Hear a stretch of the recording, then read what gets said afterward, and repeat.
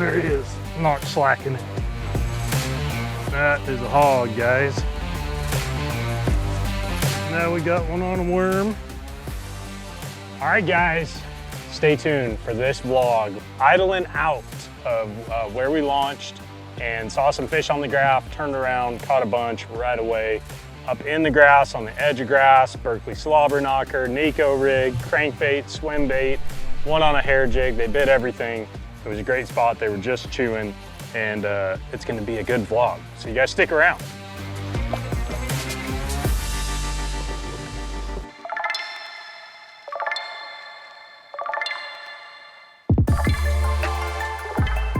Tackle Warehouse, what is up? We are back and we are here at my home, new home. You know, I grew up in California, but I've lived here at Lake Guntersville for 12 years now.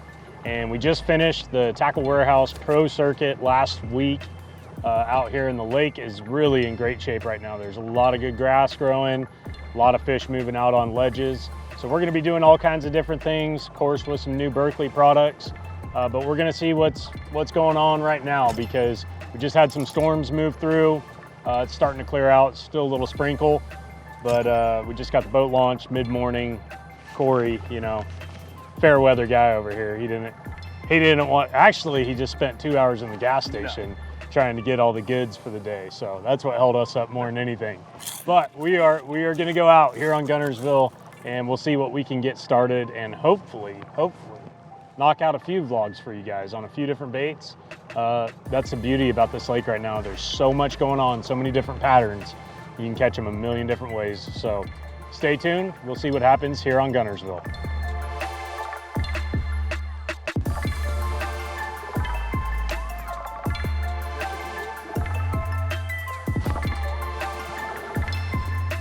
Just trying to get them fired up. This is just with the hair jig, homemade hair jig, but I wanted to make sure they were bass, and they are bass for sure. They're loaded right there, so.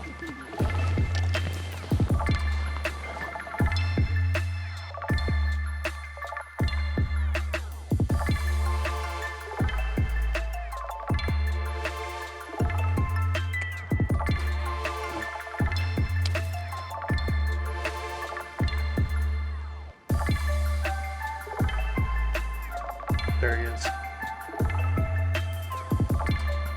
Come here. Got this one on the dredger. I made my first cast with the hair jig, get him fired up. Then I picked up the dredger. Barely hooked. Oh, we got another hook in him. There we go. It's a 3-something. Throwing the 25.5 on 12-pound line. Cloudy day, so we went with the blue and chartreuse. Nice one.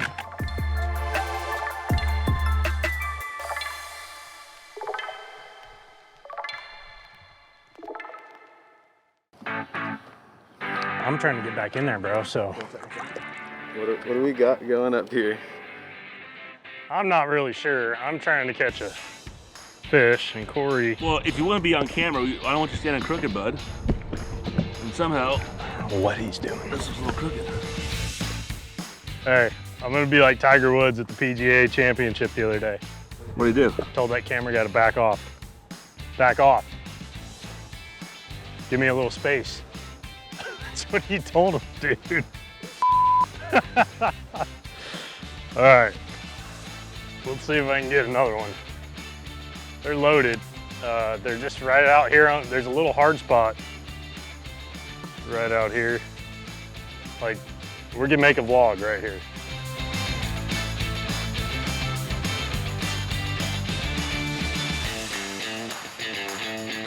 There he is. That's a good one. Oh. Another 2-something.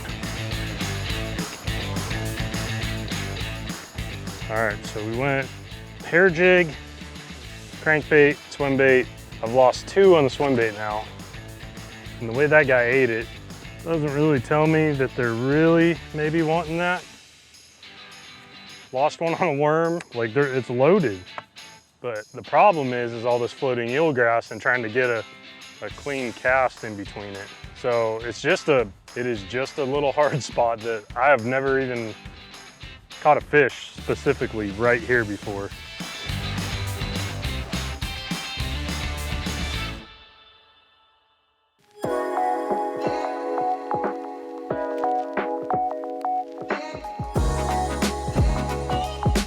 Took the old slobber knocker. That's the new Berkley vibrating jig. Come here. There's a little bit of grass down there, so I backed off, threw that in there. If you guys have not seen it yet, there is the slobber knocker, the little Berkley power stinger, and a keeper Guntersville bass.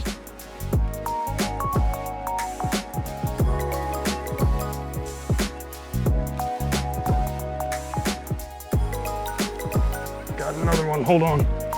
It's a little bit better. So this is the edge of some eelgrass up there, guys. And I backed off on the edge at first. It's a little better one right there. He's thick. I backed off on that. Look at that. Dude, he's up there, they're eating bluegill on the edge of that. That's what that is, a little perch or something. But I was throwing off the edge of it, kind of on the hard bottom, and that's where we caught a couple. I felt like I pulled the school away from where we were getting our bites. So I backed off and started making longer casts actually up on top of it into the grass. And new Berkley slobber knocker. It's a good little bait. See ya. With the power stinger on the back. All right guys, so the new Berkley slobber knocker, you can see as a vibrating jig, it's got a unique look to it. Number one is gonna be that bar through the eye of the bait, actually through the lead, and then the shape of the blade a little bit. It is very, very weedless, even around wood. I know John Cox, he's been loving throwing this thing around laydowns and stuff, just because of how weedless it is. And obviously it's doing great in the grass too. I'm not bringing any grass back on any of the casts. You got a nice skirt on there, power bait infused skirt, hand-tied skirt. That's really cool as well. And this is a 1/2 ounce. You can see this bend in the hook. That's one thing I really like about this. It's almost like an EWG style bend, and it's a Fusion 19 hook, so you know it's super sharp. And then we're pairing it with a 4-inch, and this is a new bait as well. It's called a Berkley Power Bait Stinger. And it's just the perfect little bait to put on the back of the slobber knocker, and obviously it's working really well. If you're looking for a rod, reel, and line to throw, you want a slower reel, so anything in the 6 gear ratio range. You want heavier line, 15, 17 pound fluorocarbon. I like trilene. And then as far as a rod, a 7.2 medium heavy to a 7.5 medium heavy is gonna be the perfect size rod for this setup. So we got a little sprinkle showing up. We're gonna get back out there and see if we can catch some more.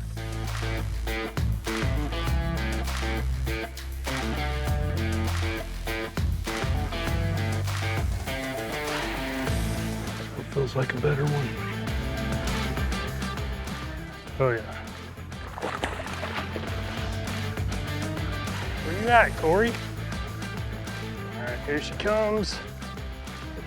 A little bit better. All right, guys. The slobber knocker is getting slobbered on? It's getting crushed. It's a great bait with that Berkley Power Stinger. Doesn't matter here at Guntersville, you know, or anywhere where there's grass. All winter long, I wouldn't say all winter long, but definitely the early first part of winter, right in the middle of winter, maybe not the best bait, but then as soon as it transitions into pre-spawn and that water starts to warm, of course a vibrating jig, you guys know, it's won a bunch of tournaments. The thing I really like about this bait though, it comes through the grass really well.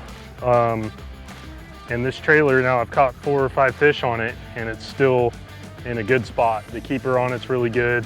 So super weedless, got a great bait keeper, and the angle of that hook, you can see right there, it's got just a little bend in it, and you just get a really good hook in them. So this thing has been pretty awesome so far. We just started to get to play with it earlier this year, and definitely excited for this bait to come out. All right guys, so what I'm doing up here, you can see I've got my range, well it's at 81, let's set it back to 80. But I like it at 80 feet on the 360. And there's a little bit of interference when you have a forward-facing sonar with it. But you can see right here, this little hole in the grass, and there's one on the back side. There's a little point of eelgrass right here. And they're sitting on that back side and right in here. And actually, those right there on the back side of that, if I zoom in even, you can see those are fish sitting on the back side of that little clump right there. So very, very handy using both. In fact, I'm not even using forward-facing sonar right now just because of the wind and the angle of the current and everything. It's honestly worthless right now. So I'm totally relying on the 360, making sure I'm trying to line up, hit the edge of that, the little hole in the grass there, hit the edge of this grass. There's fish just swimming up and down it, side to side. You can see now one of those fish had moved away. There was 3 real tight, and now there's 2 real tight and 1 down. So we're gonna make a couple more casts, see if we can get some bites. They were sitting off of this. We backed off, started throwing way on top of it, and bringing it through those couple holes, and that's how we started getting those last couple on the slobber knocker. So the grass over here is really, it's pretty deep, honestly. We're looking at like 8 to 10 foot grass. So I'm throwing the bait out, I'm letting it sink down all the way to the bottom, or just quite like almost there. And then it's really slow, kind of pulling the bait, letting it fall, and a 6 to 1 reel. I'm trying to fish as slow as possible by keeping this bait as close to the top of the grass as possible. And if you had a faster reel, it'd be really hard. Oh God, I lost him right there. He hit it on the fall. If you had a faster reel, it'd be really hard to do. And then a 7'5", this is a winch, Abu Garcia winch. It's a 7'5" medium heavy. It's a topwater bladed jig rod. It's awesome for a bladed jig. I don't use it so much for the topwater. We have our own signature rods that came out now for topwater, which I'll show you guys later on. But the 7'5", it's got a lot of power in the butt. It's got a soft tip, lets those fish eat it pretty good. But again, you know, just like that, I threw it out there, let it sink, try and get it down there on top of that eelgrass. The fish don't live like down in the eelgrass. That stuff's really thick. So you want to make sure you're staying on top of it, and almost all grass always, you know, you want to, if you're getting down in it too much, that's a problem. But if you can stay just on top of it. We're throwing 17-pound fluoro too. I think that's also, you know, I think that helps. I think 15 honestly would probably be a little bit too light right now. I think the 17 kind of helps keep it above the grass, and 20 would just be a little too much.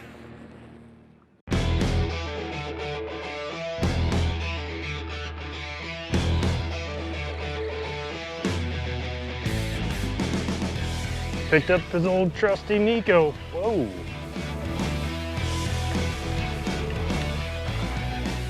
Good fish. You can't ever leave a spot without throwing the old Nico on him. Get the Magnum, Max Scent, Magnum Hitworm. He's got a big head and he is skinny. He's a good one. Cameraman's got a slobber knocker in his leg. Got Corey's phone going off. Corey's phone going off. Hey, it's exactly where I was calling me though. Magnum Max Scent Hitworm, and a, should be 4-something pounder, but probably a 3.5. Corey, turn the phone off. I'm in the middle of trying to get shots, unhook the cameraman, filming a vlog here, man. There you go. Guys, can't ever leave a spot with fish without throwing the Nico rig on them. #1 rule in bass fishing, at least in my boat.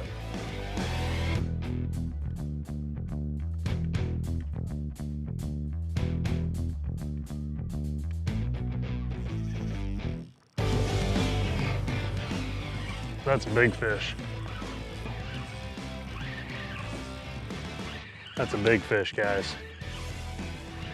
That is the one we want to end the vlog on right there.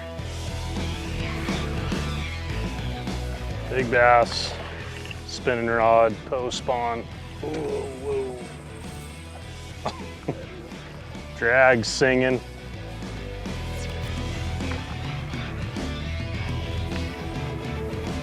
Oh, let's try and land them on the front and see if we can do it. Threw my worm. Yep, fatty. He threw my worm. Oh, he's a good one. That would be a heavy 4.5 pounder. Look at that little mark he's got right there. Nice, fat, healthy post-spawn fish. And that's the way you do a vlog, guys. We coming out of this area where we launched, saw some fish on the graph, turned around, caught some up in the grass, some on the edge of the grass. Was gonna leave, picked up the Nico rig, and was able to catch a couple extras and the big swan so far. So we're gonna let this guy go and clue you guys in on all the product and everything we're using.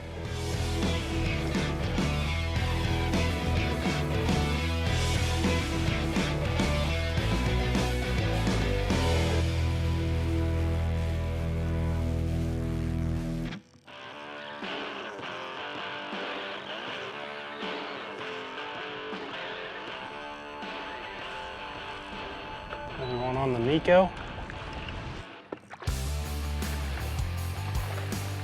There we go.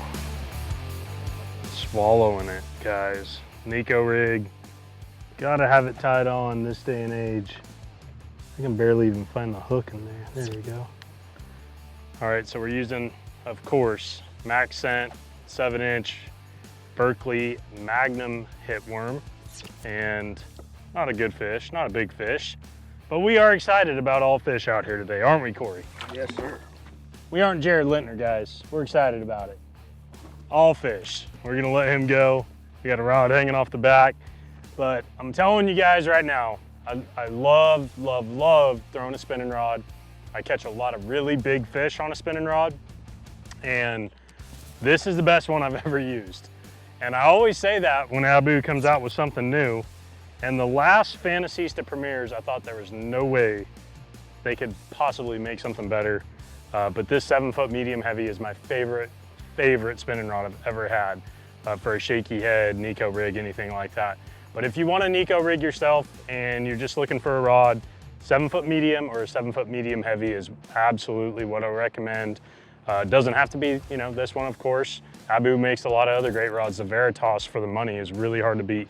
But we're using 6-pound Berkley X5 braid and the Revo MGX size 30 spinning reel on the Nico setup. And this would be my same setup on a drop shot out here as well. And if I was up north, I would throw the 7-foot medium, but everything's the same. I only use 2 spinning rods, still to this day. It's been that way for years. 7-foot medium and a 7-foot medium heavy. And that gets it done for everything I need on a spinning rod. All right, hope you guys enjoyed that vlog. It was awesome for me. Didn't have to move around. Caught a lot of fish off of one spot. And you know, first we started off, caught one on a hair jig. Then we switched to the dredger, 25.5. After that, switched over actually to the swim bait, caught a couple on that, lost probably the biggest one on that.